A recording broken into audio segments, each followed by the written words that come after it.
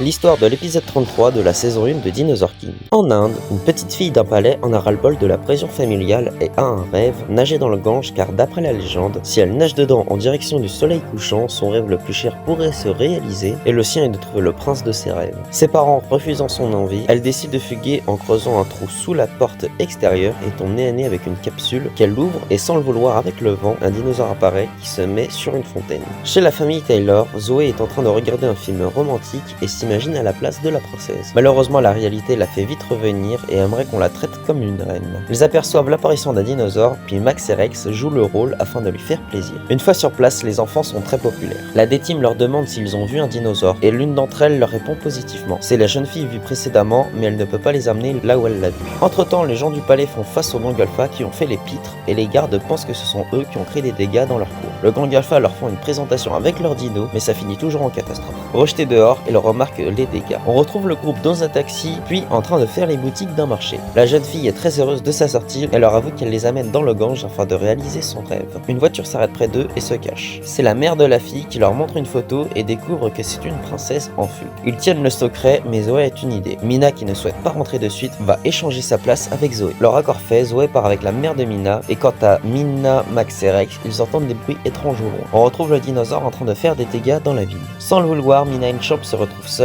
et voyant le soleil couchant, elle décide de foncer au Gange. Le Delta Dromeus voit une fontaine et se jette dedans, mais semble être complètement déçu. Rex se dit qu'il doit vouloir chercher une énorme étendue d'eau. Dans le château, Zoé commence à comprendre la vie de princesse et pour ne pas se faire griller, elle garde sa voile. Elle se rend très vite compte qu'une princesse n'est pas juste être jolie et rien faire, mais au final elle doit apprendre énormément de choses avec un emploi du temps bien garni. Au fur et à mesure du temps, elle ne supporte plus et décide de fuir. Mina arrive au Gange et va dedans, nageant jusqu'à atteindre son rêve. Elle remarque que le Delta Dromeus arrive lui aussi, elle la poursuit mais elle se rend très vite compte qu'il fait juste exactement la même chose. Champ lui aussi à nager pour la retrouver. Le Gangolfa font apparaître Spiny qui fonce droit sur Mina, mais il se fait intercepter par Delta jusqu'à atteindre la terre ferme. Le Spinosaure est rapide mais l'adversaire le bloque, mais il ne fait pas le poids. Max utilise Champ pour prêter main forte et réussit à projeter au loin Spiny. Malheureusement, le dino nageur est devenu trop faible et se transforme en carte que Mina récupère. Spiny retourne à l'attaque mais Champ l'intercepte. Max poursuit en utilisant son attaque coup de foudre qui fait mouche et le met KO. Sur le fond du soleil couchant, Champ est comme le prince des rêves de Mina qui lui sauve la vie. Elle prend conscience de ce qu'elle veut maintenant et leur donne la carte du dino. Zoé rapplique et Mina leur avoue qu'elle est reconnaissante d'avoir pu faire leur rencontre et elle veut faire des études en tant que paléontologue.